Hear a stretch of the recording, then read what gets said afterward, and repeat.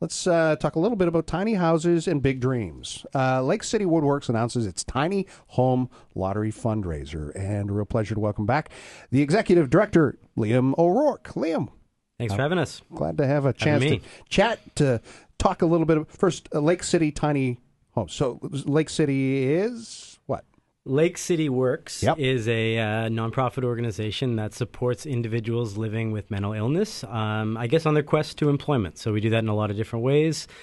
Through our social enterprises on site, we provide our participants training opportunities to get ready for the working world. We have a community employment department that connects people. So we have 230 clients currently working with them, looking for jobs in the community, working on things like interview skills, whatever it is that they need to build themselves up to get ready for a job in the community. When you have an entity like this, it costs money to do what you do and to offer the programming. So fundraising, I assume, is just part of the price of admission. It is, yeah. Now, this fundraising that we're doing here with this tiny home lottery is a little different than any other fundraising that Lake City would have done in the past, in that what we're looking to do with this specifically is to grow some of the youth programming that we offer at Lake City. So over the past 8 months, starting, I guess, last October, just after I started on as the executive director there, we started reaching out to youth in hopes of just making what we're doing at Lake City more relevant to that population. And in one of our initial conversations was chatting with a young man who was recovering from mental illness and was just blown away by how impressive this young man was, and was saying to him, "What do you want to do at Lake City? I want you to work here. The summer student job program, the grants are coming up in a couple of months' time. Tell me what you want to do. I'll write a grant around it." And he came up with, he said verbatim, "I would like to demystify the house construction process for people living with mental illness and for Indigenous peoples." And, a great answer. I was going to say that's a high-level answer. And so I asked him, how would you do that? And he said, we could build a tiny home and we could, publicize it on social media. And I said, fantastic, let's do it. My operations manager said we could, mirror some of the home lotteries that are out there and auction this off and use that to start trying to grow some of the youth programming. And that was 8 months ago, and we've been working hard ever since to get this off the ground. Liam O'Rourke is the executive director, Lake City Works. When we're talking about these house lottery types of fundraisers, usually the house is built before you start selling tickets. This one's a little different that way. Yeah, well, I guess we like to work under pressure. And part of the whole idea of it was that it's an educational process. So we launched our lottery today. We want people to be tuning in and finding out what it is that is going into this construction process. It's as much educational as it is a fundraiser. Not to say that you're going to follow our progress on Facebook and then learn how to build a tiny home, but maybe it'll help demystify some aspect of fixing your house, whatever it might be. I think people will stand to learn a lot from the process. Tiny home.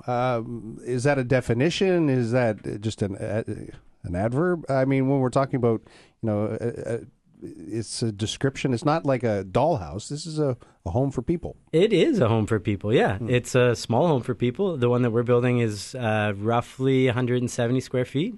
So not a ton of space, but we've been working with a group out of Lunenburg that does this, as their full-time gig called Full Moon Tiny Shelters, and they provided us with the design. We've done a little bit of modifying with their support, and we have a great little space that, it's not maybe the ideal place to move into, but if you've got a little piece of land somewhere in Nova Scotia, there's lots of beautiful spots in Nova Scotia that you want to put a little cabin to hang out on the weekends. I think it could really fit the bill quite well. Are there any challenges with building code? I mean, it's new. It's not new, but it's new. Yeah, I mean, it's not an overly complex process. I think definitely working with an engineer and having someone like Full Moon Tiny Shelters on your side, to answer any questions that you come up to.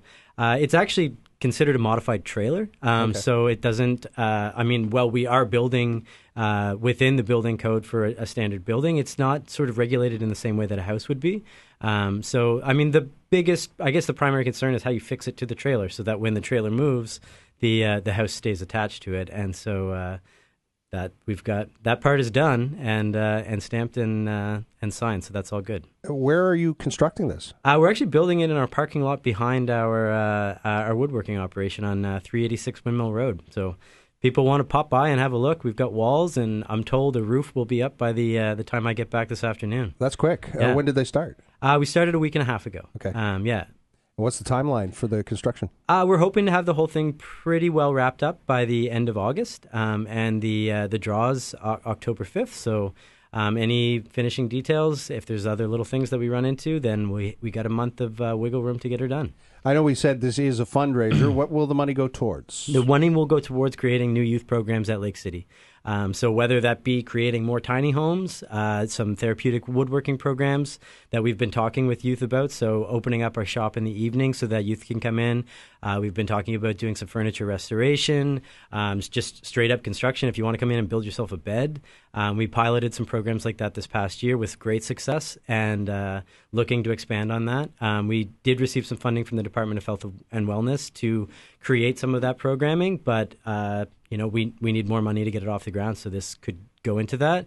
And I guess the big thing we're going to do is we're going to sit down and talk to youth and let them sort of dictate where it is that this goes. A lot of people have thought about maybe it's downsizing.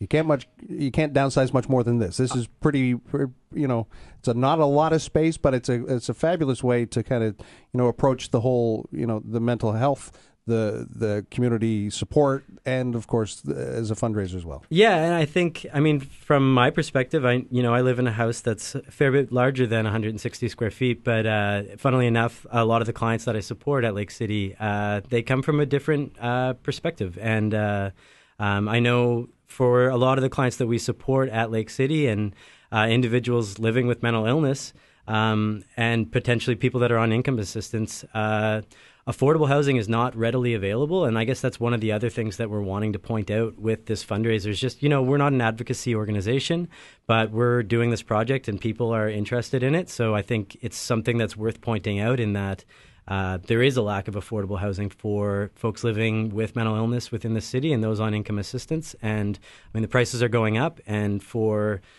I'm not saying that tiny homes are the answer, but if it gets us on the radio talking about those issues, then why not bring it up? Lake City Works. How many people are currently employed by or supported by? The two together, we have about 100 people participating on site. Employees and clients that participate in our programs.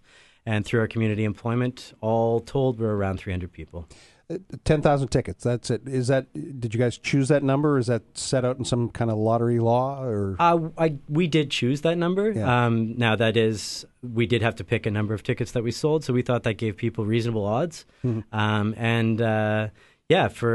We'll be quite pleased if we sell 10,000 tickets, and that'll give us a good amount of money to get some programs started for youth. All right. Well, good luck with the sale. I know that we're starting to hear about it right now, and we'll likely hear more in the next few weeks. When did you say the draw is? October 5th. So you got a little bit of time, but only if the tickets last. That's it. Yeah. Liam O'Rourke, continued success. Thanks for coming in to tell us about what Lake City Works has been doing in the Tiny Home Lottery fundraiser that you can learn more about if you go online, obviously. Thanks for having me. All right. All the best to you. And we'll need to take a break. When we get back, it's Todd the Beer Dude right after this.